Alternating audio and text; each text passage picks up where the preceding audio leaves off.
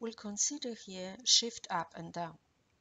Here is the situation. Suppose that we have a graph of the function g of x. Now what we want is the graph of the function g of x plus c or g of x minus c when c is positive.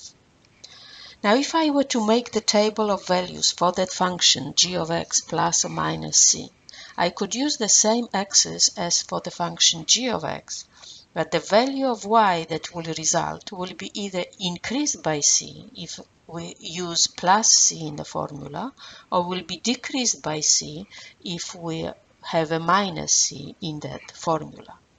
Therefore, the point x and y on the graph of g of x will move to the point x and either y plus c or y minus c, depending on the sign in the formula that we have right here.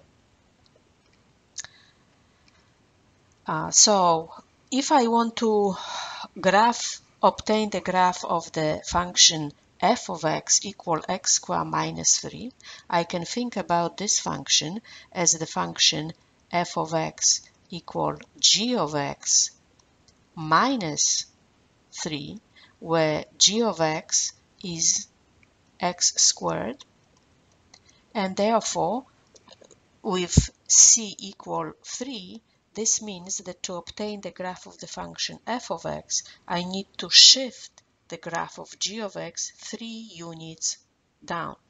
It means that every point on the graph of y equal x squared has to be moved down by 3 units.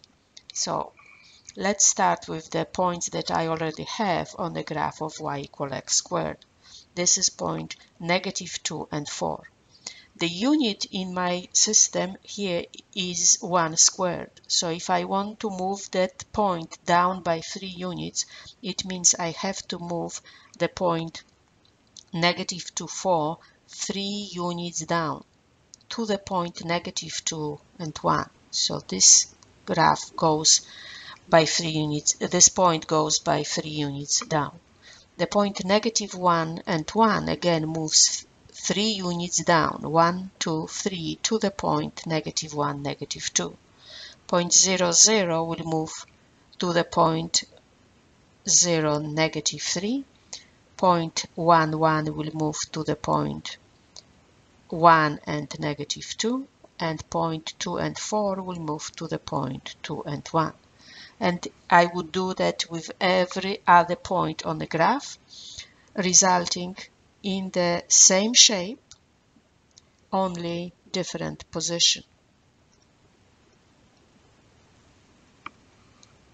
And this way I would obtain the graph of the function x squared minus 3.